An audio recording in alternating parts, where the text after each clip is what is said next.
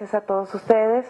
Les voy a leer un currículum breve, puesto que el trabajo que ha hecho la maestra es muy, muy impresionante. Licenciada en Historia por la Universidad Nacional Autónoma de México, cuenta con maestría y doctorado en Historia del Arte también por la UNAM. Ha impartido cátedra de Arte Universal, Colonial y de Historia del Arte en diversas instituciones académicas, entre ellas la Universidad de las Américas, la Escuela Nacional de Conservación, Restauración y Museografía, el Instituto Nacional de Antropología e Historia, la Universidad Iberoamericana, así como la Universidad Nacional. Su trabajo no solo se ha centrado en la investigación, sino también en la curaduría, lo que ha permitido dar nuevas lecturas a salas del Museo Nacional del Virreinato, del cual ha sido directora en 2 ocasiones, y al Museo Regional de Guadalupe, Zacatecas, entre otros. Durante 4 décadas ha sido investigadora del Instituto Nacional de Antropología e Historia, del cual es investigadora emérita, y actualmente está adscrita a la Dirección de Estudios Históricos, donde participa en el Seminario de Historia de las Mentalidades. Entre sus publicaciones figuran los retablos de Tepozotlán, se encuentran Ángeles y Arcángeles, el imaginario novohispano y su obra, la escultura religiosa en la Nueva España y de lo permitido a lo prohibido, iconografía de la Santísima Trinidad en la Nueva España. Además de un diccionario en el que ella es coautora, del cual seguramente nos platicarás, ¿no? Y si nos pudieras dar el nombre sería muy bueno. Muchísimas gracias de nuevo, bienvenida, y es un honor. Quisiera yo de alguna manera empezar, y para empezar el tema, pues nos tenemos que remontar, pero en serio, a los primeros tiempos del cristianismo, para entender nuestras imágenes, para entender de dónde vienen. Y los primeros tiempos del cristianismo, tenemos que saber que no se usaron imágenes de personas, es decir, para significar a Cristo, para significar a Dios. Lo que pasaba era tener este tipo de símbolos. Y estos símbolos, ¿en dónde han aparecido? ¿En dónde se han encontrado? En las catacumbas, que ustedes han oído, han leído, que eran los sitios que originalmente habían sido las tumbas de las familias nobles paganas. Cuando empieza, a partir de la muerte de Jesucristo, y que ya el cristianismo se empieza a difundir, pues se difunde pero soterrado, por el miedo cerval que tuvieron todos los primeros cristianos por las persecuciones. Por otro lado, tenemos que entender por qué se les persiguió, porque en cierta manera lo que se llegó a pensar es que estos primeros cristianos estaban en contra del gobierno, de los emperadores, del gobierno pagano, y que querían derrocarlos. O sea, es una historia muy interesante, muy difícil si no la leemos en su conjunto, y no me voy a meter ahorita a aclarar todo este tipo de situaciones, pero sí vamos a entender esos primeros cristianos que estaban bautizados por los apóstoles y sus discípulos, donde vivieron el desarrollo de su religión. Y no lo vivieron abiertamente al principio, sino que en estos recintos de lo que eran las tumbas, lo que era el cementerio, digamos así, ahí se refugiaron y ahí vivieron su religiosidad durante mucho tiempo. Inclusive, en algunos casos de persecuciones, pues fueron hallados en estas tumbas y claro, fueron desde luego sacrificados. ¿Qué quiero comentar con esto? Que esta manera de decirse cristianos se hacía a partir de estos símbolos. Solo les puse 2 por lo pronto, que es el pescado, porque el nombre de lo que es un pescado está relacionado con las letras con las que se forma la palabra Cristo. Y entonces el poner un pescado, que hasta la fecha hay calcomanías que se venden que se pegan en los coches, etcétera, tomando, fíjense, desde dónde viene la idea, desde estos primeros tiempos. Y luego, muy importante, el crismón. El crismón, que es justamente la letra J en griego, y de hecho la letra Ro, que juntas están justamente indicando a Cristo. Esto se ponía como signo en las catacumbas y en los lados a donde ellos acudían para justamente dar a entender que eran recintos donde de alguna manera se reunían. Y de ahí voy a brincar a una imagen. Queda claro entonces que al principio era puro símbolo, no había ninguna imagen corpórea ni mucho menos. La primera imagen que es interesante, esa imagen que tienen ustedes de una escultura maravillosa, era lo que se conocía como el moscóforo, que era el símbolo de la filantropía. Estoy hablando de antes de Cristo. Lo que es muy interesante es que esa imagen se va a retomar dentro del cristianismo y que después va a tener una connotación importantísima como la imagen del buen pastor, es decir, como Cristo, como buen pastor. Entonces tienen ustedes como de lo que era el moscóforo, el cristianismo lo toma, lo hace propio, se apropia de la imagen para justamente significar el buen pastor. Y tenemos arriba uno de los mosaicos admirables de Ravenna, donde ya estamos, ahí sí ya personificando a Cristo como el buen pastor. Dentro de justamente toda esta simbología del buen pastor, todo esto que ven ustedes son imágenes de las catacumbas que existen obviamente y que se han conservado para la posteridad, afortunadamente por eso las conocemos. Y luego tienen este símbolo que me gusta mucho, que es un pescado con una cesta de panes, en recuerdo de la famosísima, el famoso Sermón de la Montaña, donde acuérdense que Cristo se conmueve de que está rodeado de una cantidad de gente impresionante que no ha comido. Y entonces les dice a los apóstoles, pues que vean qué van a hacer para comer. Y le dicen, pues Señor, hay, no me acuerdo, pero por decir algo, 3 panes, 2 peces. Ah, perfecto, dice Cristo. Y alcanzó, dice el Evangelio, para que comiera toda la muchedumbre. Ese es el momento dentro de toda esta alegoría donde se ha relacionado este símbolo con la Eucaristía, es decir, con el alimento espiritual que Cristo nos legó en la última cena, cuando les dice a sus apóstoles, este vino va a ser mi sangre, estos panes van a ser mi cuerpo, y ustedes, o sea, los apóstoles, van a transformarlo y van a hacer esto en mi nombre. Eso Él se los dice en la última cena. Dentro de toda esta iconografía del buen pastor, quería yo simplemente, para cerrar el tema, pues que vean ustedes cómo se ha derivado en imágenes extraordinariamente importantes hasta nuestros días. Ustedes en cualquier iglesia pueden encontrar estampitas del buen pastor, pero lo que me interesaba mucho era mostrarles, pues ni más ni menos, a estos artistas connotadísimos españoles del siglo XVII, o sea, del barroco español, retomando el tema del buen pastor que nunca se ha dejado atrás. Siempre se ha utilizado como una de las simbologías de Cristo muy importante. ¿Por qué? Porque viene de una de las parábolas que les dice a sus apóstoles y habla de un pastor, ustedes lo pueden ver en los evangelios, un pastor que estaba cuidando sus ovejas y de repente se da cuenta que le falta una. Y entonces deja todas y va por esa una que estaba perdida.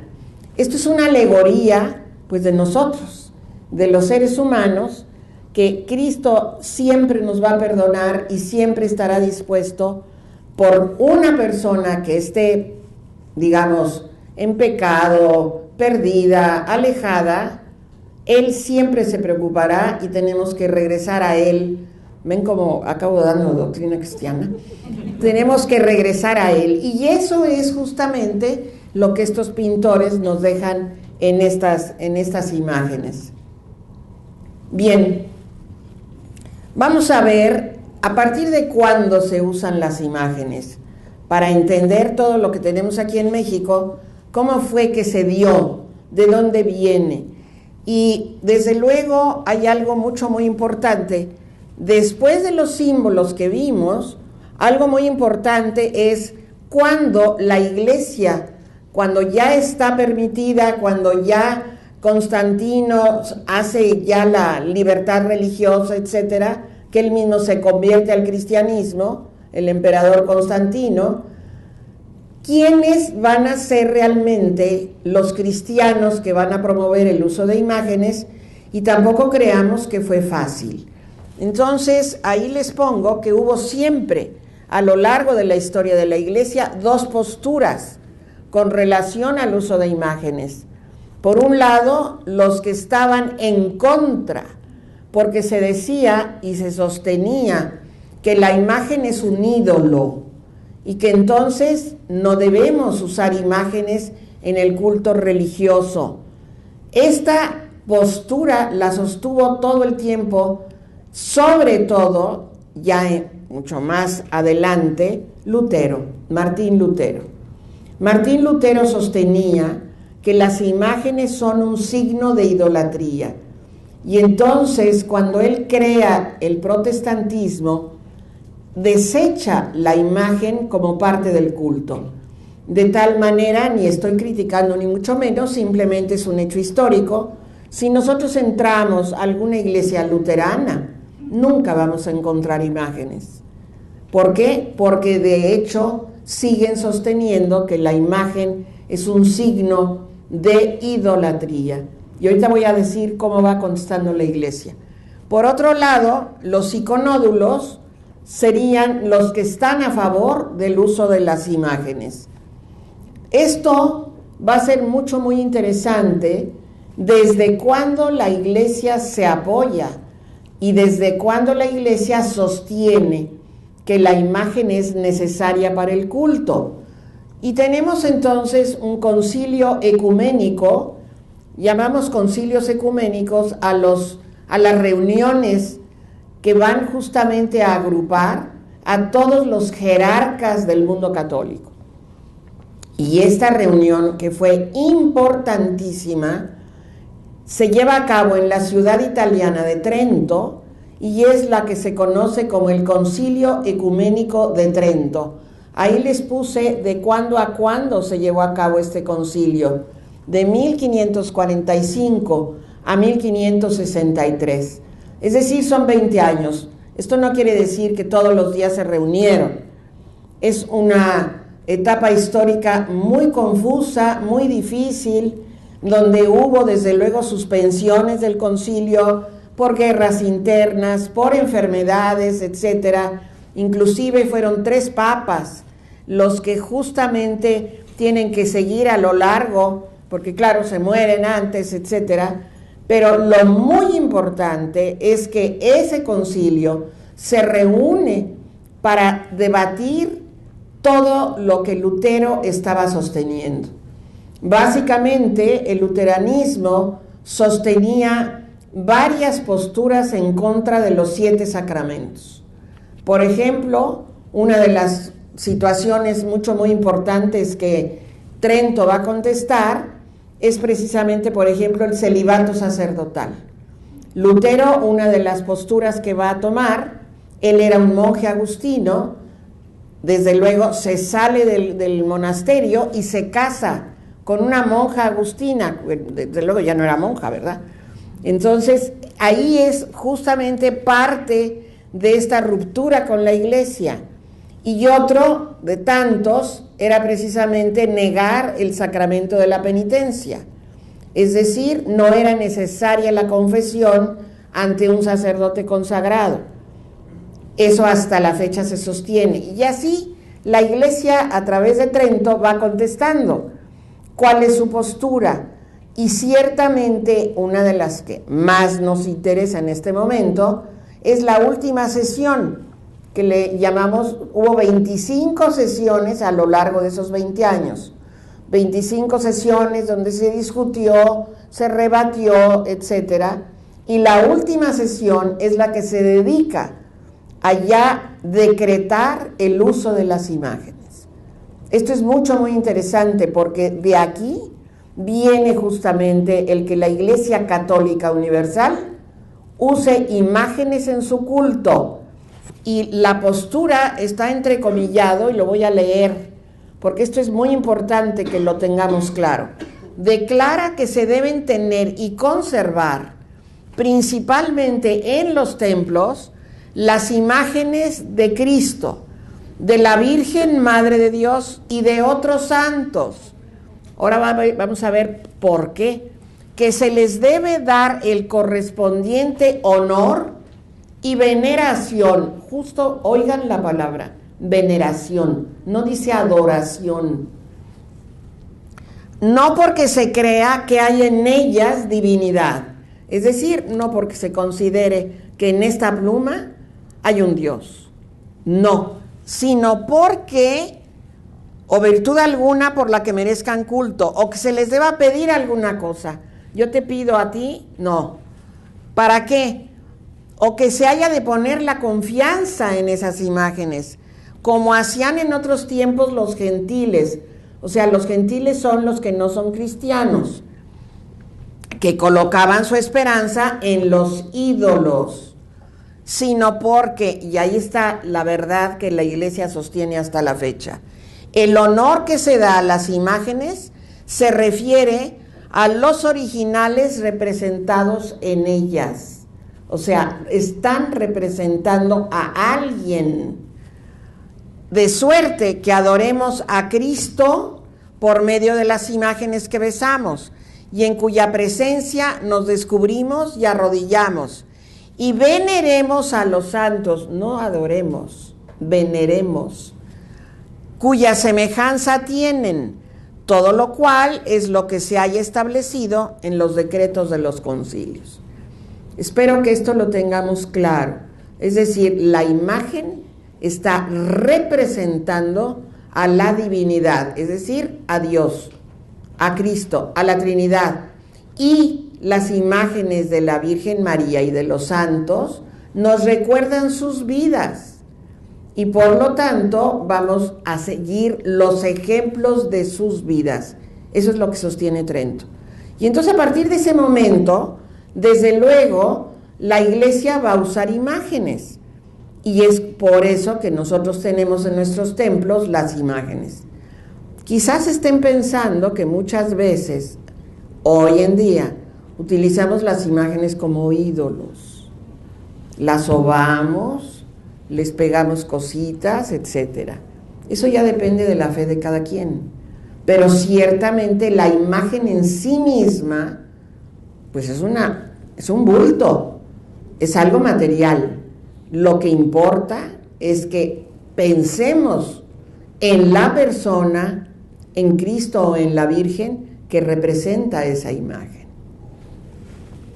Las primeras representaciones de Cristo se dan justamente cuando ya está abierta la posibilidad de llevar el culto de Dios. Y estas representaciones son justamente las que se van a hacer en las iglesias que consideramos, pues, lo que llamamos el arte bizantino, es decir, en toda la zona de Constantinopla, Grecia, Asia Menor. Ahí tenemos todavía restos impresionantes de iglesias, de templos donde están estas imágenes, y en el mundo europeo, básicamente, como dije, Grecia, y en el norte de Italia, en Ravenna, que va a ser un reducto importantísimo de Constantino, y que hasta la fecha, afortunadamente, se han conservado las iglesias extraordinarias. Ahí es donde están estas imágenes que serán las primeras de Cristo con esa imagen que tanto conocemos, y que de alguna manera es la imagen que se ha dado a lo largo de los siglos de lo que se pensó que así debió ser Cristo. No sabemos cómo era, no tenemos su retrato, pero a partir justamente de estas representaciones es que se ha dado la representación de Cristo. Entonces lo tienen ustedes rodeada su cabeza con una aureola cruciforme. Es el único que va a tener una cruz en la aureola. La aureola, que es ese círculo, lo que nos está indicando es que está santificada esa persona. Y bueno, ¿qué más que Cristo? Y él va a tener dentro de ese aro luminoso una cruz. ¿Por qué? Porque murió en la cruz. Les repito, es el único que va a tener el halo cruciforme. La Virgen María también ya empieza a representarse, pero vamos a ir viendo cómo va a ir cambiando su imagen. Las primeras imágenes de la Virgen son imágenes muy hieráticas, digamos, muy austeras, muy serias. Si ustedes se fijan, es una imagen de María como trono de su hijo. No es una imagen de la madre todavía. Esta imagen que va a dulcificarse se va a dar años después. Es la Virgen entronizada, por eso está viendo de frente, y ella hace de trono al niño Jesús. Dentro de todo esto que se los doy como un antecedente, desde luego muy rápido, vamos a ver aquí en la Nueva España cómo se da la entrada de las imágenes, y yo he clasificado toda esta iconografía en dos tiempos. Lo que va a ser la imaginería de la conquista espiritual, que son los primeros años desde que llega Hernán Cortés y se empieza la evangelización, hasta lo que digamos, no sé, los 30 siguientes años del siglo XVII y XVIII. Entonces le he llamado la imaginería de la conquista espiritual y después, desde luego, la iconografía del barroco. Vamos a ver la primera época. ¿Quiénes fueron las tres primeras órdenes que evangelizan? Van a ser los franciscanos, van a ser los dominicos y van a ser los agustinos. Ellos llegan en 1523, 1526 y 1533. Ahí están los tres santos que se considera como fundadores. Y justamente vamos a ver dentro de estos primeros tiempos cuáles imágenes van a ser y dónde se van a colocar y cómo se va a evangelizar. Pues ahorita lo que vamos a ver es a los pueblos de indios. Estas órdenes religiosas van a llegar al ámbito rural. De alguna manera, aquí ustedes en Monterrey, fue desde luego una evangelización tardía. Esto que estamos viendo es lo que se da en el centro de la Nueva España. Y en el centro de la Nueva España, estas órdenes religiosas llegan inmediatamente que Cortés las pide.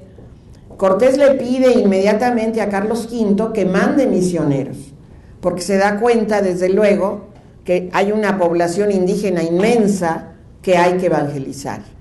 Y entonces por eso llegan los franciscanos, los dominicos, y por último, dentro de esta primera avanzada, llegan los agustinos en 1533. Tienen ustedes aquí, escogí un convento, el convento agustino de Pasoyucan. Tenemos la suerte en México de que tenemos muchos de nuestros conventos todavía en pie, algunos en mal estado de conservación porque es tremendo el gasto que hay para conservar estas inmensidades de construcciones, pero otros están en magnífico estado. Y uno de ellos es Epazoyucan, que es grandioso porque ustedes tienen ahí nada más pues una visión muy general de lo que es el convento, pero yo quisiera que se imaginaran ustedes parados allí en la entrada de la puerta de la iglesia, nada más para que nos imaginemos la monumentalidad del edificio. Todo se pintaba, los muros de la iglesia y los muros del convento. Tienen ustedes ahí los conventos ¿qué les puedo decir? Un 90% tienen dos niveles, el claustro bajo y el claustro alto. En el claustro alto vivían los frailes, en el claustro bajo se llevaban a cabo muchas de las prácticas litúrgicas, ceremonias, catecismo, etc. Y dentro de esos recintos, todas las órdenes religiosas pintaban sus muros. Y hay que tener esa lectura de esos muros, porque eso nos está indicando qué lecciones daban. Entonces, esto que ven ustedes aquí abajo es el claustro bajo de Pasoyucan. Y estas dos pinturas están en las cabeceras. Es decir, yo voy caminando y me topo, por ejemplo, con el exeomo, o me topo al final con la crucifixión. Y no puse las otras dos, pero si yo voy siguiendo ese camino del claustro bajo, me doy cuenta que estoy siguiendo un Via Crucis. Por lo tanto, es muy claro que el pueblo de indios de Pasoyucan entraba al claustro bajo a llevar a cabo sus prácticas de Semana Santa, de rezo del Via Crucis, por ahí de miércoles, jueves seguramente, antes de la crucifixión. ¿Aquí bien? ¿No hay ninguna pregunta? La que sigue, por favor. Son algunos ejemplos, muy poquitos, porque si no sería, no sé, de un curso completo. Esto es Huejotzingo. Este convento fue fundado por franciscanos. Y aquí tenemos en el claustro bajo también la representación de la Virgen María. Y la tienen ustedes rodeada de símbolos. Tienen ustedes un pozo, tienen ustedes una torre. Son justamente los símbolos de la letanía lauretana. Es decir, esa letanía que nos está refiriendo las bondades, la gracia, lo que era la Virgen María, y que hasta la fecha, cuando se reza el rosario, se invoca a María como pozo de sabiduría, torre de marfil, estrella de la mañana, ¿no? Escalera del cielo. Es decir, son atributos de la Virgen María. ¿Por qué? Porque ella ha sido corredentora con Cristo de nuestra salvación. Por eso ella es todas estas cualidades, y por eso hay que estar bien con ella también. La que sigue. Aquí tenemos un caso muy particular que no hay en otro lado. Esto, y por eso lo traigo, porque realmente es un caso excepcional. Es ni más ni menos que otro de los grandes conventos agustinos de Hidalgo. Hidalgo, cuando voy a dar cursos allá, siempre les digo que son suertudos, porque tienen una red de conventos en muy buen estado todavía, con esta gloria de pintura. Para hacer iconografía de esto es extraordinario. Pues resulta que en el convento, cuando uno pasa del claustro bajo y llega uno a ver, ahí tienen ustedes, ese señor está viendo, subiendo la escalera. No puede uno llegar hasta arriba porque los que ocupan hoy el convento, que no son ya frailes agustinos, le dicen a uno, aquí no se puede pasar. Porque curiosamente, todavía en los claustros altos se usa para habitaciones de los clérigos. Entonces, pero lo que es extraordinario es que puede uno ver todo esto. ¿Qué es lo que quiero enseñar aquí? Tienen ustedes en la parte muy baja esa pintura que tienen ahí donde dice los caciques indios al pie de la escalera. Es un caso único, no hay otro, donde antes de entrar a esta gran lección, uno ve esa pintura que hicieron los agustinos. Y lo único que nos queda claro es que seguramente están reconociendo a esos caciques indígenas, porque el atuendo que tienen así nos indica que son caciques, o sea, no es cualquier gente, son los principales del pueblo de Actopan, que seguramente fueron los donantes, no sabemos si del terreno o de qué parte de todo el monumental convento, encabezados por un fraile. Ahí se queda, y si no se fija uno, pues no lo ve, porque está, hagan de cuenta que uno entra, obviamente nos atrae la escalera, pero de este lado izquierdo, atrás de la puerta, está esa pintura, que es sumamente interesante. Ahora vamos a ver la escalera. Si ustedes se fijan, está dividida, la pintura está dividida en partes, y ciertamente cada uno de estos niveles nos va a llevar a la gloria celestial.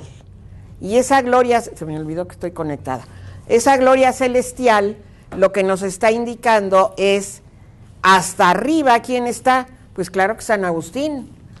Está el santo fundador de la orden, está su madre, Santa Mónica, está San Nicolás Tolentino. ¿Por qué San Nicolás Tolentino? Pues porque Actopan está dedicado a San Nicolás Tolentino, Santo Agustino, claro. Y entonces todos los de aquí, ¿quiénes son? Son filósofos. Está Cicerón, está Aristóteles. ¿Qué tiene que ver, verdad? Todo.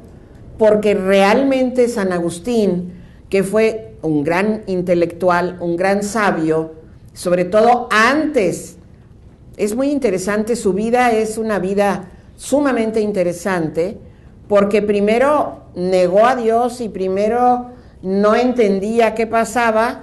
Hay unas anécdotas bellísimas sobre cómo se fue convirtiendo al cristianismo. Su madre era Santa Mónica, que siempre rezaba por él para que se convirtiera, pero él era tan intelectual, tan sabio, que fíjense nada más, quería entender el misterio de la Santísima Trinidad. Entonces, por eso la Iglesia le llama misterio, y por eso la Iglesia lo nombra dogma. ¿Por qué? Porque no lo vamos a entender nunca racionalmente. Es imposible que yo entienda que en Dios hay tres personas, que la primera es Cristo. Dentro de todo esto estamos viendo a Dios Padre, a Dios Hijo y al Espíritu Santo. Y Agustín se empeñó en que él tenía que entenderlo. Y entonces se metió en cuanta secta de ese tiempo, herética, desde luego, había, tratando de entender. Y la anécdota de su vida que él mismo registra en uno de sus escritos, que son las Confesiones, él escribió muchísimo, era un gran intelectual. Escribió las Confesiones, escribió La Ciudad de Dios, donde está toda su, pues ahora sí que toda la teología que es fundamento de los agustinos y de la historia de la Iglesia. Y desde luego escribió un tratado de la Trinidad. Pero eso cuando ya se dio cuenta que no podía entenderla. Y la anécdota es que estaba justamente, él vivió en lo que ahorita es Argel, o sea, en el norte de África. Ahí fue obispo ya cuando se convierte y demás. Y la anécdota es de que estaba un día en la playa, escribiendo, etcétera, y entonces vio que había un pequeño niño que iba con una conchita en la mano, cogía agua del mar y la echaba en un agujerito en la playa, ahí cerca de él. Entonces llegó el momento en el que Agustín se aburre y le dice: oye, niño, ven acá, ¿qué estás haciendo? Yo voy a vaciar el mar en este agujerito. Y entonces San Agustín se burla de él y le dice: ¿no vas a poder? Sí, ¿cómo no? Cuando tú acabes de entender el misterio de la Trinidad, yo voy a acabar de vaciar el mar en este agujerito. Y desapareció el niño. ¿Qué fue eso lo que pasó? Pues obviamente fue Dios mismo que de alguna manera le hizo ver: mira, Agustín, no vas a poder. Esto es un dogma, tienes que creer en él. A partir de ese dato y de otros momentos que él narra en sus confesiones, acaba desde luego por seguir a Dios. Y entonces decide, en ese tiempo, estoy hablando del siglo IV, estoy hablando de, ¿qué les puedo decir de la antigüedad de todo esto? Todavía no existían los monasterios. Lo que pasaba con estas personas que eran religiosas, que eran cristianos, muchos de ellos conversos, pues como en el caso de él, Entonces se retiraban a los desiertos a orar y ahí vivían. Salían a predicar, etcétera, etcétera. Y él así lo hace. Y muchos años después, en la Edad Media, seguidores de toda esta creencia van a fundar la Orden Agustina, muchos años después. Pero él realmente, cuando se convierte, pues va a ser ¿qué les puedo decir? Un gran teólogo, considerado así por sus escritos. La que sigue, por favor. A este mural le puse el ejemplo perenne de los frailes que vinieron a evangelizar. Y estamos viendo, ni más ni menos, que es preciosa la pintura. Digamos que es un retrato, sin ser realmente un retrato, a los 12 primeros franciscanos. Ellos llegan, fíjense bien, primero llegan 3 franciscanos. Una vez que Hernán Cortés pide misioneros, llegan 3, de los cuales se mueren 2, pobrecitos, no aguantaron. Eran 3 flamencos. Se mueren 2 y queda 1, y ese 1 fue una gloria, que fue Fray Pedro de Gante, que seguramente ustedes han oído de él, y fue importantísimo para la evangelización, porque funda una escuela taller, donde todos los indios principales dejan a sus hijos para que sean evangelizados y para que se adiestren en labores manuales, en el catecismo y en el habla castellana. Esta escuela se llamó de San José de los Naturales. Y después, cuando llegan dominicos y agustinos, siguiendo el ejemplo de los franciscanos, fundan escuelas en sus conventos. Ellos mismos reconocen el ejemplo de Fray Pedro de Gante. Después de estos 3, llegan en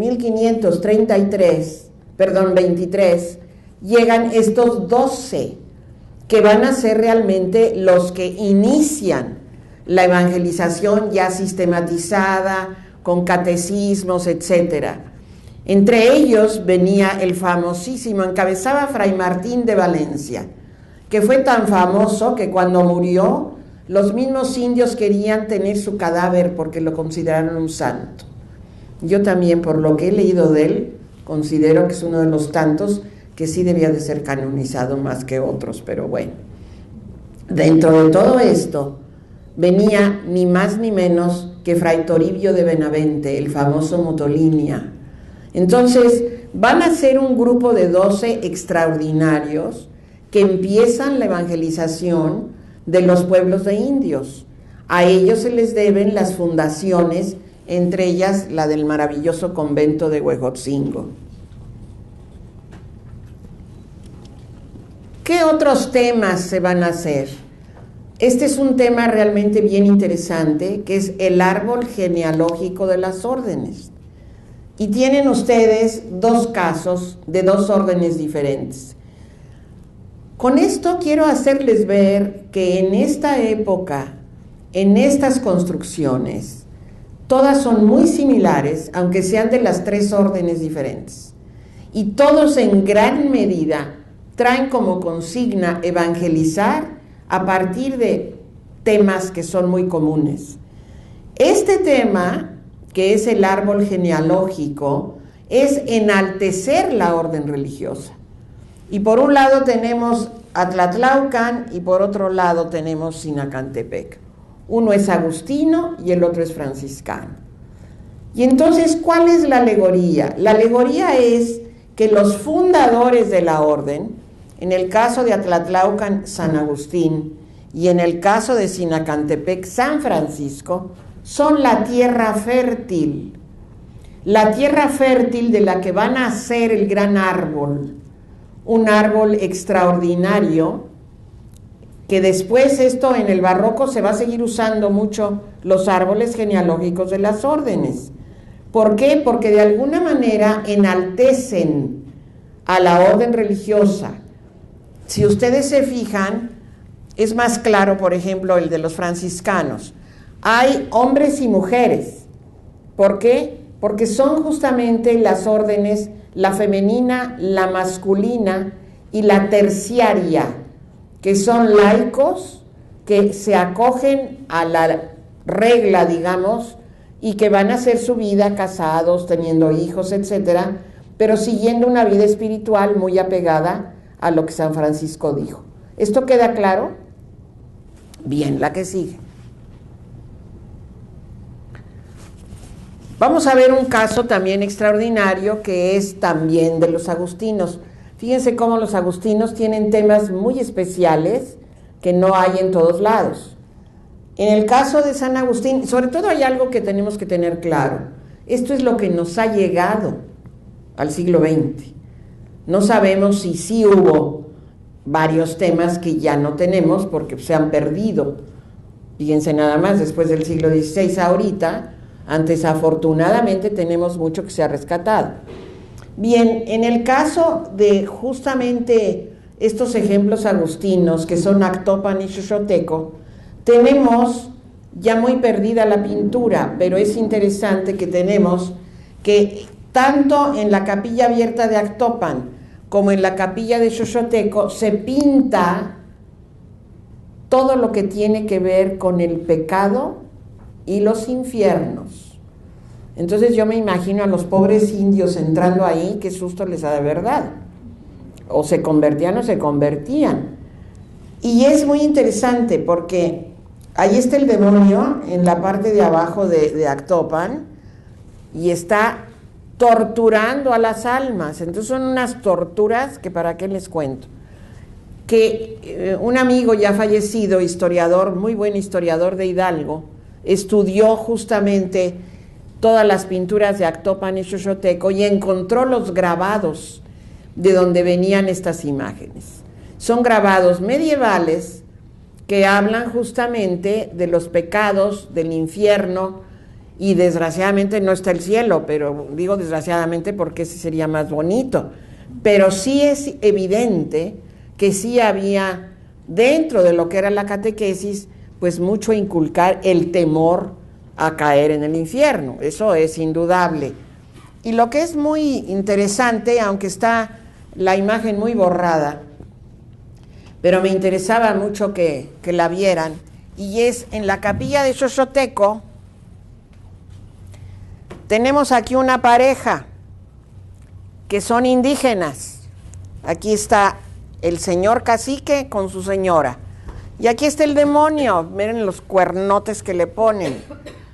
Y en este caso también tenemos ya más ampliada y está justamente relacionada con el pulque, con el exagerado consumo del pulque, o sea, la embriaguez. Esto es bien interesante porque todas las órdenes religiosas sí hay dentro de sus crónicas la mención pues a la borrachera, y de alguna manera esto ellos, los frailes, pues tratan de frenarlo, y entonces lo que es maravilloso es que en las pinturas de los agustinos lo ponen con el demonio espantoso, pues para que dejen de emborracharse, ¿verdad? Bien, la que sigue, por favor. También esto es una relación pictórica interesantísima, no he encontrado otra, que está en un convento que fue primero de franciscanos y luego de dominicos. Y entonces tenemos que está el fraile dominico confesando a un cacique también. Pero miren lo que le está pasando al pobre cacique. Tenemos por un lado un ángel, ¿lo ven aquí con sus alitas? Pero por el otro está el demonio otra vez con sus cuernotes. ¿Qué quiere decir eso? Y además esto está en la entrada del convento, en el claustro bajo. No nos queda la menor duda de que esto es para que los indios lo vieran y entendieran lo que era la buena y la mala confesión. Y entonces, pues aquí el cacique, yo creo que sí se está confesando bien, no le está haciendo caso al demonio, porque miren los pecados cómo salen, todas esas sabandijas que salen como renacuajos o quién sabe qué quieren ser, son unas alimañas espantosas. ¿Qué quiere decir esto? Volvemos, los indígenas al entrar a esa sección del convento quedaban convencidos con estas imágenes de lo que era la buena confesión.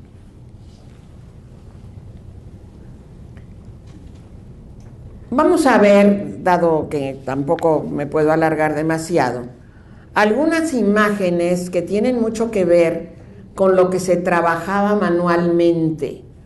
Y manualmente en estos talleres conventuales, esto fue muy interesante, si bien los indígenas aprendieron las técnicas europeas de cómo pintar, de cómo esculpir, etcétera, de cómo construir también, los indios también les enseñaron a los frailes sus técnicas. Y una de las técnicas más interesantes que aprendieron los españoles de los indios fue la técnica de la plumaria, que son obras extraordinariamente bellas, muy importantes, que por desgracia aquí en México tenemos muy pocas. Hay más en Europa. Ustedes van a preguntarse ¿por qué? Pues porque los españoles las mandaban para que allá en España sobre todo se conocieran. Y entonces, esta que tienen ustedes aquí, que es Cristo bendiciendo, si ustedes se fijan, seguro está tomada de algún grabado de los bizantinos que vimos al principio, porque es exactamente la misma idea. Todo está trabajado en plumaria, todo absolutamente. Esto está en el Museo Nacional del Virreinato, afortunadamente. Pero la otra, que es extraordinaria, es una misa de San Gregorio. Voy a explicarla. Se dice que San Gregorio Papa estaba diciendo la misa y uno de los personajes que están junto de él era un incrédulo que no creía que en la misa, en el momento de la consagración, viniera la transubstanciación, que es que el vino se convierta en la sangre de Cristo y que el pan se convierta en el cuerpo. Y entonces, ante los ojos del incrédulo, vino esta visión donde está Cristo con todos los símbolos de su pasión.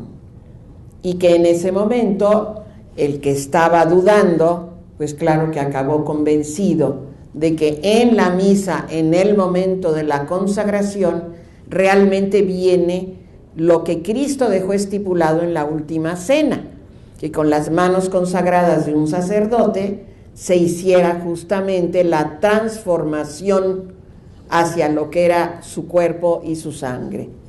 Bien, ese trabajo en plumaria, que es extraordinario, no está en México, pero la historia es maravillosa.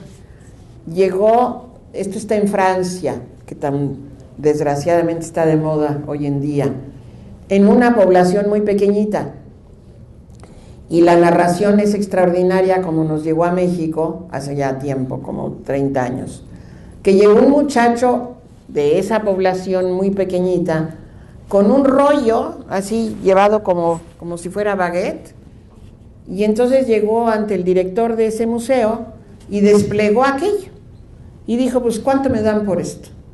Afortunadamente el director de ese museo dijo, esto es una maravilla, sin saber qué era, ¿eh? Y entonces, bueno, ya vino todo la compra, lo que ustedes quieran, y por fin llega a México la noticia.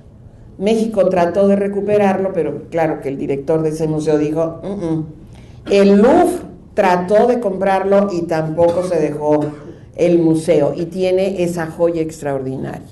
Lo que es maravilloso es que si ustedes se fijan, hay una serie de frases alrededor de él donde se da el crédito de dónde fue hecho, y fue trabajado en uno de los talleres de Fray Pedro de Gante.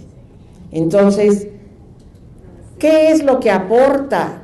Además de muchísimas cosas, desde luego, esta primera, podríamos decir, avanzada de frailes a través de sus trabajos en los talleres, pues esta va a ser una de las técnicas. Fue tan importante para los españoles el trabajo en plumaria, que inclusive los sacerdotes mandaron pedir que se hicieran ornamentos sagrados, mitras, casullas, Imagínense lo que era bordar con pluma. No tenemos aquí en México una sola de las mitras, que son estos tocados que usan los obispos. Están en el Escorial, están en Austria, están en Francia y en Estados Unidos. Los Estados Unidos pues es por venta que se hizo hace muchos años. Lo de Europa sí es porque se mandó en la época en la que estaban aquí los españoles. Vemos lo que sigue. Perdón, doctora, ¿en qué museo está este? No me acuerdo la población, pero te lo mando después. Es una población pequeñita en Francia. Vamos con esta imagen a entender el cambio de la sociedad. A lo largo del siglo XVI, obviamente la sociedad novohispana se ha transformado, se ha mezclado, y tenemos entonces cómo se le avisa a los monarcas el tipo de población que ya se tiene, y son los cuadros de castas. ¿Esto qué tiene que ver, verdad? Pues tiene que ver todo, porque estos cuadros que son extraordinarios y que tenemos afortunadamente, y ustedes aquí en Monterrey tienen una de las colecciones más importantes, que si no la han visto, corran a verla, por favor. En el Museo de Historia Mexicana, justamente es una de las colecciones más valiosas que hay en el mundo. La más valiosa la tiene el Museo de América y la segunda es esta, o yo no sé si está casi igual de importante, por la cantidad de obra. Ahora, ¿qué significa esto? Si ustedes se fijan, en el cuadro que tenemos donde están varias castas, evidentemente esto se mandaba a España para que supieran cómo era la sociedad. Y aquí ustedes en Monterrey pueden ver en lo que está en exhibición, cómo en algunos casos hay frutas, hay verduras, y sobre todo, muchísimo de lo que era la sociedad, en qué trabajaban, cómo se vestían. Esto es muy importante. Hay estudios extraordinarios, pero todavía pueden hacer muchos trabajos al respecto. Y aquí escogí nada más porque hay cuadros de castas individuales, series pues. Cabrera hizo una de las series extraordinarias de castas, por ejemplo. Vamos a la que sigue. Dentro de todo este proceso que se fue dando de la pintura mural conventual, al mismo tiempo se fueron construyendo los primeros retablos. Es decir, dentro de todo lo que se requería para el culto, era indispensable construir estos retablos que son realmente extraordinarios. Tenemos la suerte de tener todavía ejemplos extraordinarios y tenemos dos retablos. Aquí tienen ustedes los dos únicos retablos que nos quedan en el sitio para el que fueron hechos. Es decir, tenemos todavía retablos del siglo XVI, sí, pero estos dos, el de Xochimilco y el de Huejotzingo, están todavía, y esperemos que ahí sigan por siglos y siglos, en el lugar para el que fueron hechos. Son retablos que se construían, aquí voy a detenerme 3 segundos, estos retablos se hacían por artistas ya reconocidos. Tenemos muy claro que cuando se hacen estos retablos ya estaba instituido el trabajo gremial, es decir, ya estos primeros maestros habían fundado precisamente lo que eran los talleres gremiales. Esos talleres gremiales, todo mundo, tanto los artistas como los artesanos, como todo mundo, no podía trabajar fuera de un gremio. Tenían que trabajar en talleres gremiales reconocidos por la corona. ¿Y quiénes eran los que trabajaban estas maravillas? Los escultores y los pintores. Entonces, cuando llegan los primeros escultores y pintores reconocidos como maestros, que nos llegan de España, claro, estos empiezan a trabajar justamente haciendo esto. Ustedes pensarán que ¿por qué hago tanto énfasis en esto? Pues en primer lugar porque los tenemos todavía, afortunadamente. En segundo lugar, por el trabajo que implicaba hacer estas moles. Son, fíjense bien, estructuras que miden a veces 18, 20 metros. Ustedes preguntarán cómo se hacían, como rompecabezas. Se hacían por partes. ¿Quién los trabajaba? Los trabajaban, insisto, los escultores tallaban la madera por partes, las pilastras, todo lo que eran los frisos, los nichos, etcétera. Y después entraban los ensambladores, que también eran dentro del taller de los escultores, los ensamblaban sobre el muro como rompecabezas, y luego entraban los pintores. Y los pintores eran los que doraban el retablo con hoja de oro de 24 quilates. No me pregunten cuántas hojitas entraban, ni me pregunten lo que una vez un americano me preguntó en Tepozotlán: ¿y esto cuánto cuesta? Entonces, muy prudente, le contesté: pues usted calcúlele. Le dije: yo no sé. Imagínense, ¿cómo va uno a saber, verdad? Pero lo que es extraordinario es la labor. Y los pintores eran justamente los que doraban, porque el que sabía pintar sabía dorar, y eran los pintores los que hacían, en este caso de estos retablos del 16, la pintura es sobre tabla. Todavía no se descubría el pintar sobre lienzo y mezclar los colores, las tierras con óleos, con aceites, sino que se tenía que trabajar la tabla mezclando las tierras con lo que se llama la técnica al temple, o, fíjense bien, aquí en la Nueva España descubrieron los españoles nuestra pintura mural prehispánica, que hasta la fecha tenemos ejemplos extraordinarios. Obviamente no se conocía la técnica europea del temple, entonces los españoles se quedan boquiabiertos cuando ven la pintura mural prehispánica y decían: ¿y esto cómo lo hacían? ¿Cómo se detenía la pintura?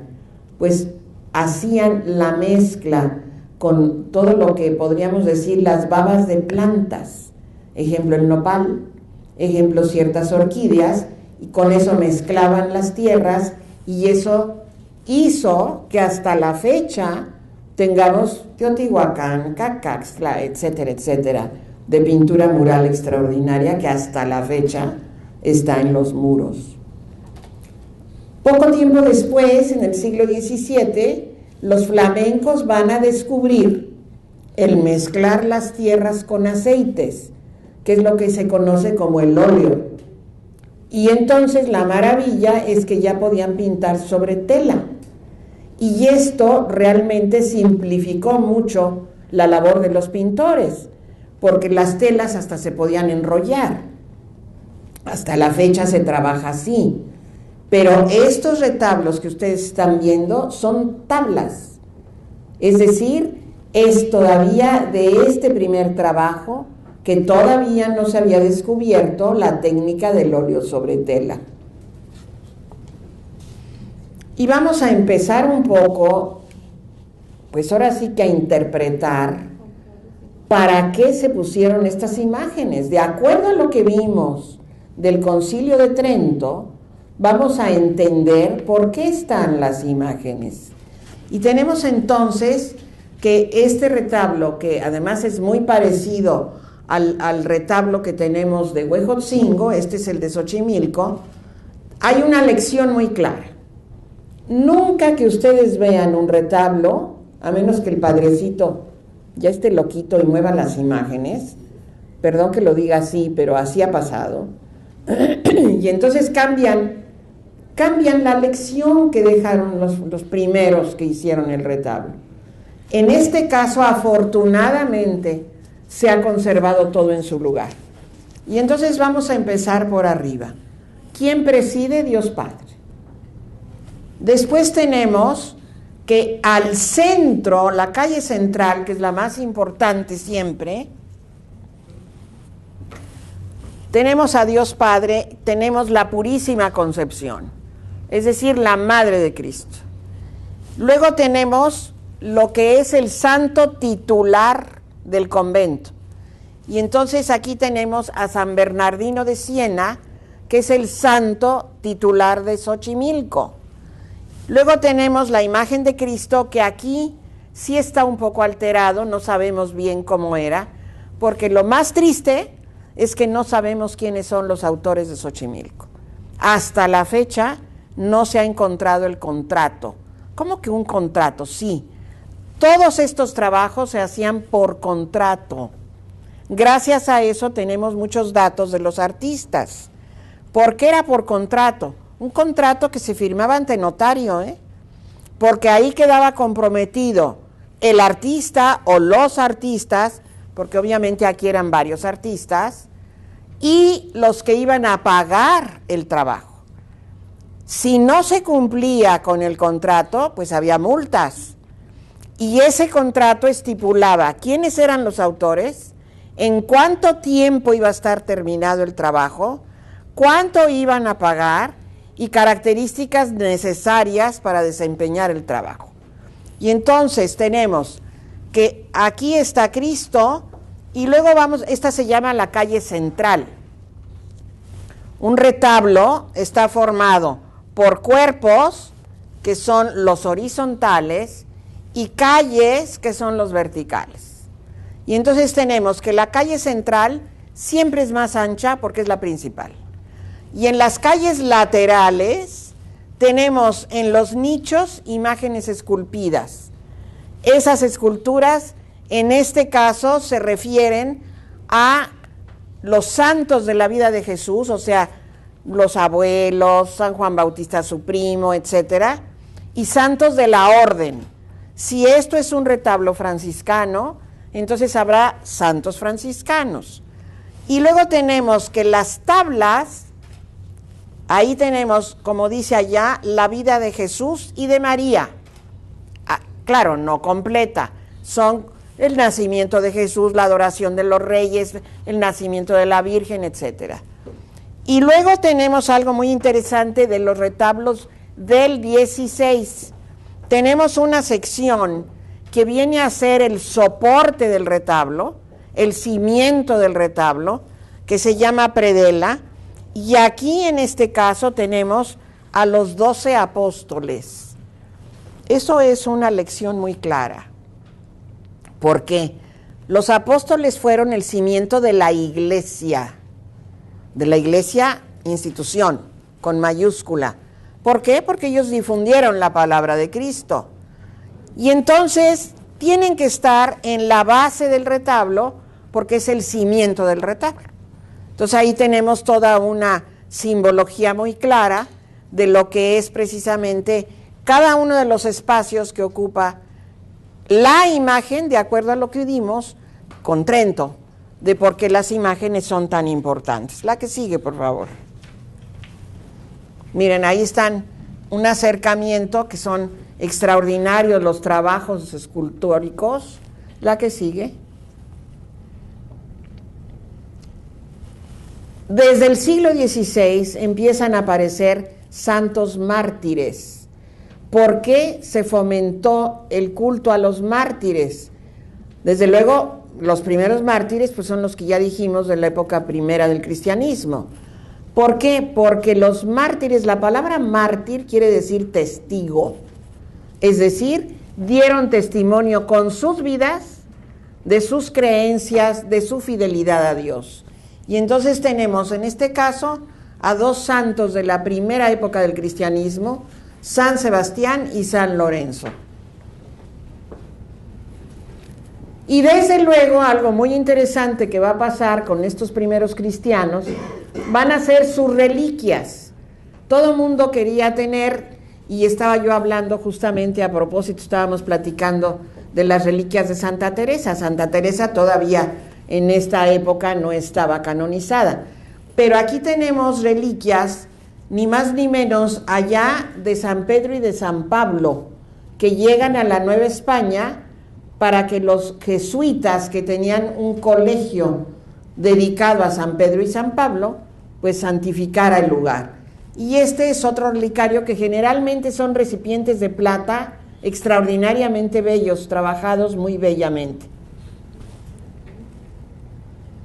Esto es un recinto importantísimo en la Catedral de Puebla, y lo que quise es mostrarles cómo también en estos recuadros se guardan pequeñas partes de telas, etcétera, de estos primeros cristianos como relicarios. Y llegamos a nuestro primer santo, el primer santo mexicano, San Felipe de Jesús.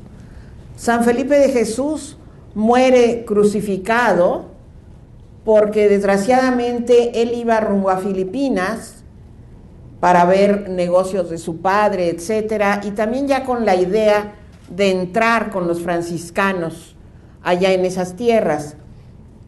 Y lo que se dice es que ya estaba convencido que quería ser un fraile franciscano, y resulta, perdón,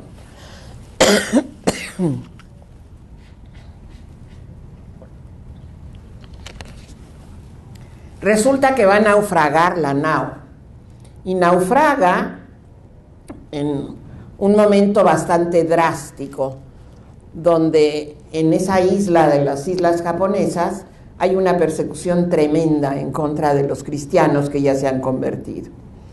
Y entonces la mala suerte que tuvo el Felipe de las Casas, que así se llamaba antes de ser San Felipe, los hacen prisioneros, y dentro de todo, ahí tienen ustedes un grabado que es muy interesante de todos los que sacrifican, y entre ellos está San Felipe de Jesús, que de hecho la escultura que tienen ustedes a la izquierda, que es extraordinario trabajo escultórico, está en la Catedral de México, junto de una pila bautismal que se dice que es la pila donde lo bautizaron. Ya estos trabajos es lo que vimos al principio. Ya estamos hablando de la iconografía del barroco. Si bien vimos esta pintura mural de Actopan como la pintura justamente del temor al infierno, después vamos a ver en el barroco estos lienzos de ánimas del purgatorio. Desde el Concilio de Trento se afianza la creencia en el purgatorio. ¿Qué es el purgatorio? Pues es a donde espero yo llegar, y espero que ustedes también, digo, a menos que sean muy santos y entonces lleguen directo al cielo, pero por lo menos llegaremos al purgatorio. ¿Por qué la creencia del purgatorio? Porque el purgatorio es el lugar intermedio donde nuestras oraciones de los que estamos vivos, que somos la iglesia militante, tenemos que orar por los que ya están en el purgatorio, esperando que después, cuando nosotros estemos ahí, pues también recen por nosotros. ¿Para qué? Para llegar a la gloria eterna. Estos lienzos de ánimas son muy importantes, y casi siempre están en las entradas de los templos, sean del tiempo colonial o sean ya posteriores. ¿Por qué? Porque de alguna manera le recuerdan a nosotros los vivos lo que tiene de significado el purgatorio. La Virgen de Guadalupe, obviamente este tema que se presta a 80,000 pláticas, ¿verdad? Pero lo que yo quería mostrar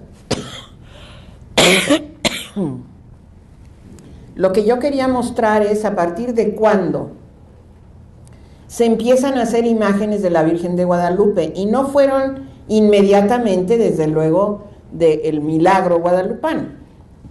La Virgen se aparece y nos da toda la historia guadalupana, 1531.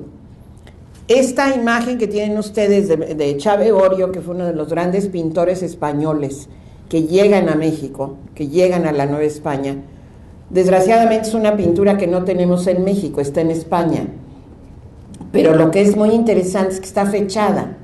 Entonces, de todo lo que se ha analizado, ¿qué les puedo decir? La cantidad de imágenes de la Virgen de Guadalupe que hay. Y en España, yo ya me da risa, porque ya he conocido como a 3 investigadores. ¿Y qué investigas? las guadalupanas que están en España. ¿Y qué investigas? 3 me han dicho lo mismo y claro que no han terminado. ¿Por qué? Porque es un culto que se dio muchísimo también allá. Y se mandaron muchas imágenes para allá. Pero lo importante es que la más antigua es esa, hasta ahorita.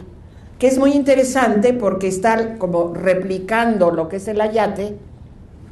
Vean ustedes cómo se asemeja como si fuera un paño. Sobre ella pintó Echave Orio. Y muy importante esta que tenemos aquí, que es una guadalupana que pinta Miguel Cabrera para el retablo de la Virgen de Guadalupe de Tepozotlán, precisamente. ¿Por qué digo que es muy importante? Porque Miguel Cabrera, en el siglo XVIII, le permiten analizar el ayate para él como pintor dar su veredicto. Y entonces él con otros pintores lo analiza y escribe un librito chiquitito, precioso, que se llama La Maravilla Americana. Y ahí él da su veredicto como pintor. Y él, creamos o no creamos, eso no voy a discutir ahorita, lo que es interesante es que él como pintor dice que eso no lo pudo hacer un pintor. Tiene que ser algo extraordinario, porque el ayate, entre las cosas que dice, es que es tan burdo un ayate que realmente sería imposible que un pintor pudiera trabajar tan bellamente la imagen de la Virgen. Lo importante es que quise ponerles esta pintura de Cabrera porque él pintó muchísimas guadalupanas, porque además una de las cosas que él dijo es que él, desde el siglo XVII ya se había hecho la revisión del ayate de otro pintor, Juan Correa, y Juan Correa sacó un calco, es decir, la medida exacta, y después Cabrera reutiliza ese tamaño, porque además él la había visto, y entonces, obviamente no quiero decir con esto que todos los pintores se ajustaron a la dimensión, pero lo interesante es que muchos sí se ajustaron al tamaño, y desde luego Cabrera fue uno de ellos. Sí, dígame. Disculpe, ¿y no sabe en dónde están estas 2 imágenes ahorita? Sí, como no, ya le dije, esta está en el retablo de Tepozotlán. ¿Y aquí? Esta está en una colección privada de España. La que sigue, por favor. Esto es un tema que realmente es extraordinario, que es una pintura de Correa, que es un pintor barroco del XVII. ¿Por qué? Porque es un tema, ciertamente hay muchísima pintura barroca de ángeles músicos, pero lo que es muy bello es que es un tema pintado solo, aislado, y lo que es interesante es que Juan Correa era mulato. Durante muchos años, cuando yo era estudiante, se decía que ninguna casta había tenido permiso de ser pintor ni escultor. Era falso o mal interpretado, pero desde luego esto ya todas las investigaciones que hemos hecho después, nosotros y nuestros alumnos, pues cada vez encontramos más información. Y Correa tenemos, hemos escrito ya, son como 6 volúmenes, estamos cerrando el 7º, encabezados por la doctora Elisa Vargas Lugo, y ciertamente en esta pintura pues tenemos muy claro que hay un niñito allá atrás, mulatito, que hemos querido románticamente pensar que Correa pintó ahí tal vez a uno de sus hijos. Lo cierto es que ya apareció el grabado, una investigadora venezolana lo encontró y nos lo envió y pues ya obviamente estamos dándole el crédito del grabado que pudo inspirar a Correa porque es idéntico, pero lo que es muy interesante es justamente eso. Ahora, para que ya tengamos claro que las castas participaron igualito, tanto indios como castas, dentro de los gremios de arte, pues tenemos muy claro que además han aparecido más pintores mulatos y más pintores indígenas. Claro, ¿por qué? Porque a medida que hay más investigaciones, ya tenemos mucho más la certeza de lo que estoy diciendo. ¿Ninguna pregunta? Sí. Bueno, yo más que preguntar, quiero reiterar esto que tú nos dices de la importancia que tengamos en Monterrey la colección tan bella de castas. Y quiero decir de que esa colección está en comodato en el Museo de Historia Mexicana, o sea, no es para siempre, pertenece a la señora Lilia Sada, que es una señora ya muy mayor, y yo sé de buena fuente, porque conocí muy bien a la persona que me dio para que ella la hiciera en comodato, que los hijos pues no están muy claros, o sea, eso se puede en un momento dado disgregar. Pues vayan corriendo a verla antes de que se disgregue. O sea, sí hay que realmente poner changuitos para que esto no pase, porque lo que es extraordinario en el museo es que tienen la colección de marfiles de la señora Sada y la colección de castas. Como dice muy bien ella, en comodato. ¿Qué quiere decir en comodato? En préstamo. Entonces, ciertamente, esperemos que se convenza a la familia de que el mejor lugar es ese, porque de lo contrario, yo nunca pude ver la colección de doña Lidia porque estaba en su casa, entonces ni modo que llegara yo y, oiga, yo quiero ver su colección. En cambio, en el museo ya la disfruté, ya la vi, etcétera, etcétera. Entonces, eso es, por un lado, y voy a hablar a favor y no en contra, a favor, desde luego, de la colección, de las colecciones privadas, porque se conservan, pero lo malo es que no lo podemos ver todos. En cambio, en un museo está al acceso de cuanto público quiera conocer una colección. Entonces, pues pongamos todos los buenos efluvios para que de verdad la familia permita que se queden ahí las dos colecciones, ¿no? Gracias. La que sigue. A lo largo del tiempo, y desde luego viendo ya lo que estamos viendo del periodo barroco, nos vamos a dar cuenta cómo esta iconografía que empezamos a ver en el 16, pues se va a enriquecer a lo largo de los años. Y en el barroco, desde luego, ya es una iconografía muy rica, que hasta la fecha prevalece, y además actualmente con los nuevos santos, pues más. ¿Por qué digo esto? Porque la Iglesia sostiene hasta la fecha que nadie puede ser elevado a los altares si no está canonizado. Es decir, por muy que nos hubiera caído bien el Papa Juan XXIII y Juan Pablo II, no podían ser elevados a los altares, porque solo hasta que están canonizadas las personas, es decir, probado que su vida realmente fue de santidad, hasta entonces pueden estar en los altares. Entonces esto a mí me interesaba mucho que lo viéramos, porque durante el barroco, a partir del siglo XVII y XVIII, los retablos novohispanos se enriquecen con los nuevos santos. Por ejemplo, el famoso San Felipe de Jesús. San Felipe de Jesús o Santa Rosa de Lima, que también es una santa, pues que es peruana, pero fue en la época de la colonización, les llamamos las banderas del criollismo. ¿Por qué? Porque dentro de del mismo periodo colonial, fueron canonizados. Entonces, automáticamente ya los pusieron en los altares.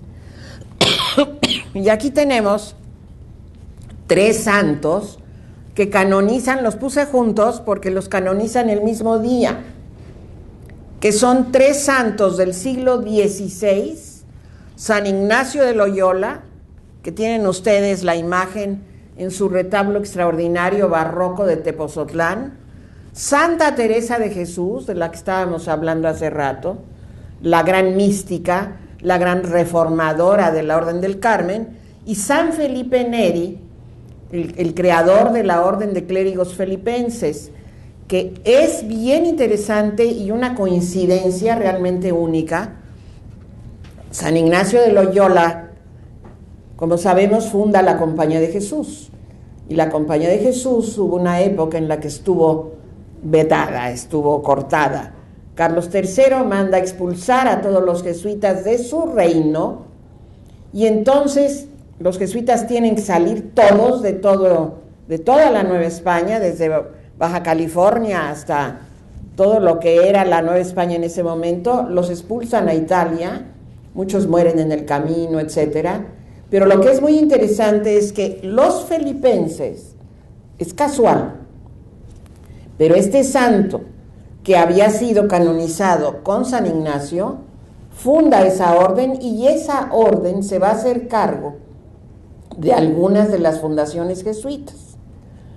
Por ejemplo, y esto para nosotros es muy interesante, la Casa Profesa de México, que es una fundación extraordinaria, el edificio, la iglesia, etcétera, que era la casa donde se iban ya los jesuitas que habían ya profesado como sacerdotes, esa hasta la fecha está en manos de los felipenses. Y gracias a ellos tenemos cuidado el acervo extraordinario que dejaron los jesuitas. Y entonces es maravilloso porque podemos contemplar ahí tanto todo el acervo jesuita como todo el acervo felipense con el que llegan ellos cuando viene este cambio. La que sigue, ¿sí? Yo quisiera decir algo. Claro que sí. Es que yo he ido a la Profesa a hacer el recorrido que se hace a partir de la sacristía los sábados a las 12, porque tengo un amigo que es Perea, investigador muy bueno, Héctor Perea, que es reyista por otro lado, pero que también sabe mucho de arte sacro. Entonces, cuando hacemos el recorrido, hay un antropólogo que acompaña y que va diciendo todo. Y me dejó una profunda tristeza ver apilados cantidad arriba de obra plástica colonial que Conaculta no entra porque está prohibido. Eso no es cierto. Bueno, todo eso está arriba, yo lo vi, o sea, son piezas y piezas de arte, de pinturas que no están enmarcadas y que no se, o sea, su cuidado es que están ahí guardadas nada más, pero no están. ¿Cuándo fuiste? Hace como 2 años, con Héctor Perea nos hizo el recorrido. Porque y, lo que me estás diciendo yo nunca lo he visto. Bueno, porque no se muestra a todos, son los salones de arriba. Ah, pues ha de ser donde está la bodega, puede ser. Sí. Porque desde luego lo que se ve está perfectamente cuidado, Sí. está perfectamente exhibido, pero desde luego lo que está en la bodega, yo nunca he entrado a la bodega. Pero lo que es bien importante es que si no hubieran entrado los felipenses, no tuviéramos nada. Pues y eso gracias al padre Ávila Blancas, que acaba de fallecer, se hizo justamente, empezando porque no estaba inventariado. O sea, todo este acervo, imagínense ustedes, podía haber llegado cualquiera y se lo lleva, porque no estaba inventariado, no estaba catalogado, no estaba nada. Y gracias al padre Ávila Blancas y su gente, eso está reconocido y, perdón, eso no es cierto de que no entra Conaculta. Bueno. Conaculta tiene además el inventario. O sea, esto justamente está supervisado por Conaculta. Si hay algún error, es error humano. Pero eso de que no puede entrar Conaculta, perdón, ¿eh? Bueno, eso lo dijo el antropólogo que hace el recorrido. Bueno, no, ni me digas el nombre, no me interesa. Pero ciertamente esto está perfectamente sabido de la colección, etcétera, ¿no? Esas piezas yo las vi. No, está bien, entonces te creo. Apiladas, o sea, y sí da mucha tristeza. Y otro dato importante es que ahí se firmó el acta de la independencia. Así es. No solamente eso, ahí se coronó Iturbide, etcétera, etcétera, etcétera. Bueno, se coronó en la catedral, pero ahí hay parte del testimonio de los tratados, etcétera. O sea, es un recinto sumamente importante, no solamente porque ahora sí que soy apasionada de los jesuitas y los he estudiado toda mi vida, sino por cómo es el recinto. Es una construcción barroca que después se hace neoclásica, ni más ni menos que por Manuel Tolsá. Es el que hace los altares neoclásicos y nos deja un testimonio extraordinario de su trabajo académico. Y ya después viene justamente toda esta etapa de los felipenses hasta la fecha como realmente custodios de todo el acervo, ¿no? La que sigue, por favor.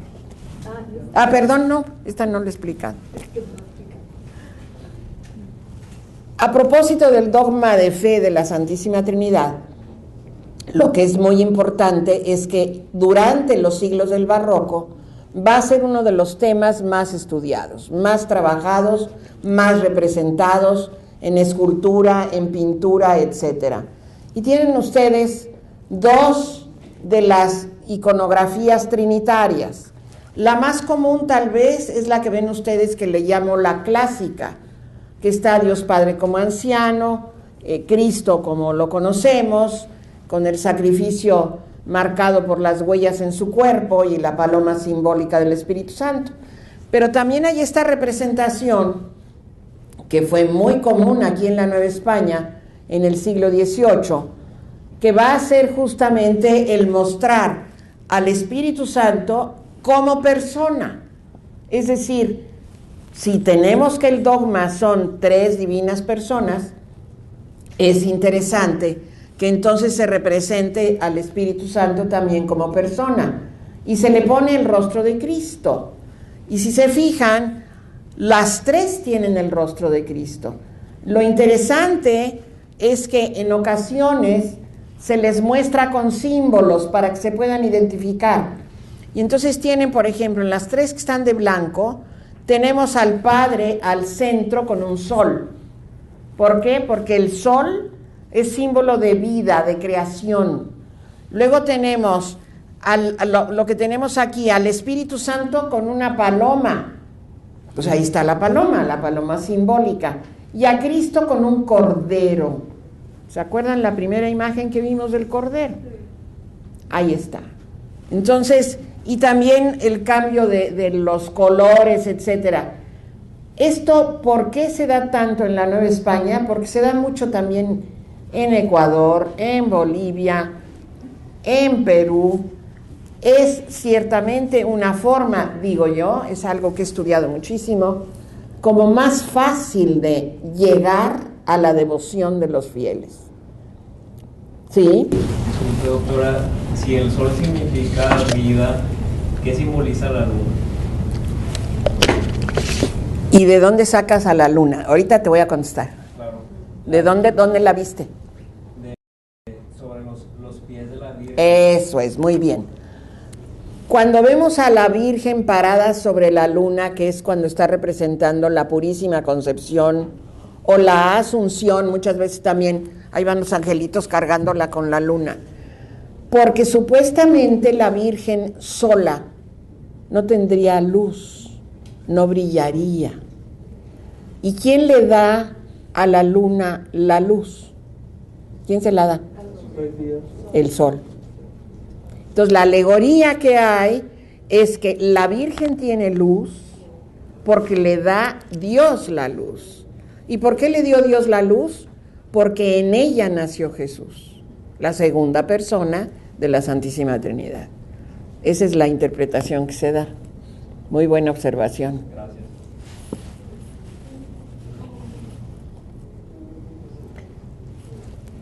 Desde luego hay muchísimos temas que podía yo haber traído dentro de lo que va a ser la iconografía del barroco. ¿Por qué? Porque a lo largo ya sobre todo del siglo XVIII se enriquece mucho la iconografía con alegorías, etcétera. Y esta es una de las que más se usó, es decir, la Sagrada Familia. La Sagrada Familia se va a usar muchísimo a lo largo del siglo XVII y XVIII. Desde San José con el Niño Dios hasta las pinturas del taller de Nazaret, hasta la abuela, es decir, Santana.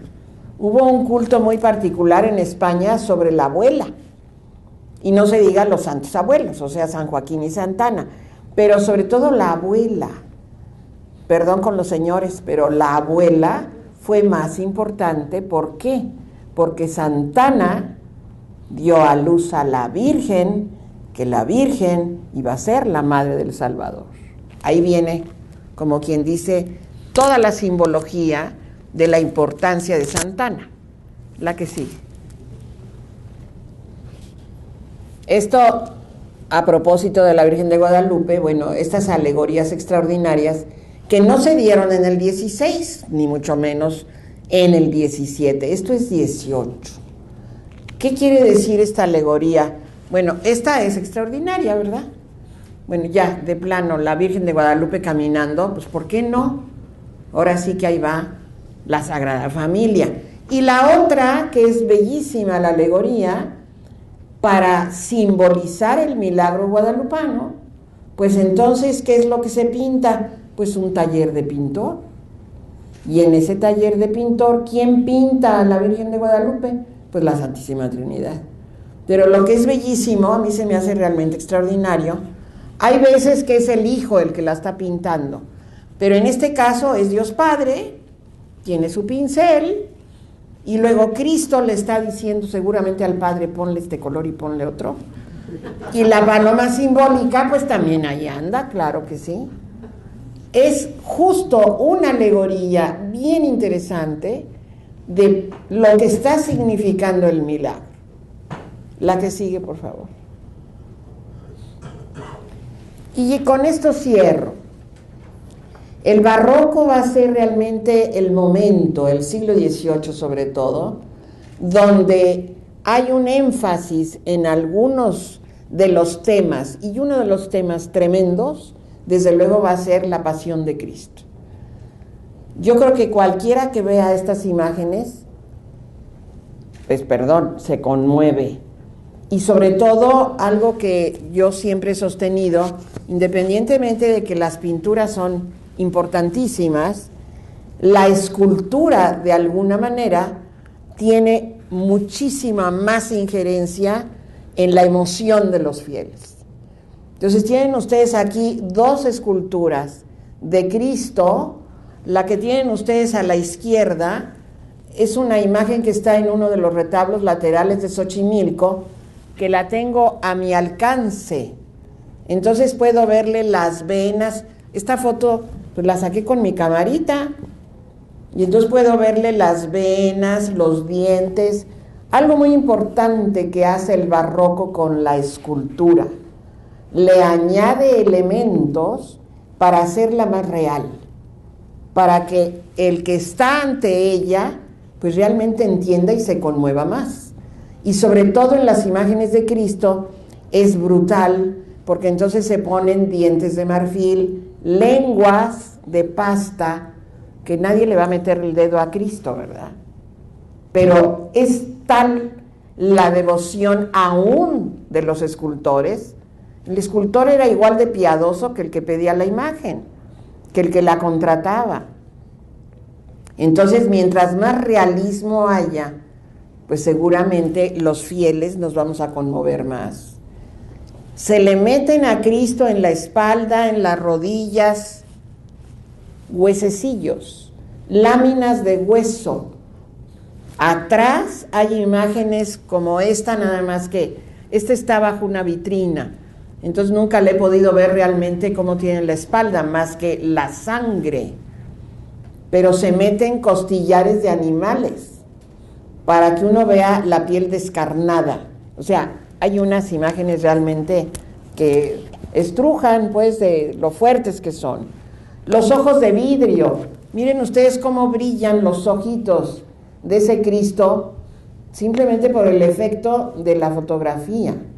Entonces, esto que dice, que está sacado de uno de mis maestros, el doctor de la Maza, el devoto necesita de la ayuda externa, que estoy retomando lo que dijo Trento, para acercarse a lo divino. Es decir, tomando en cuenta que nosotros humanos no podemos de alguna manera imaginarnos a la divinidad. ¿Por qué? Porque es un espíritu. A Cristo sí, pero al Padre, pues ¿cómo lo vamos a imaginar? Entonces necesito de la imagen. Y esto es exactamente lo que está diciendo. Necesitamos de la ayuda externa para llegar a lo divino. Muchas gracias.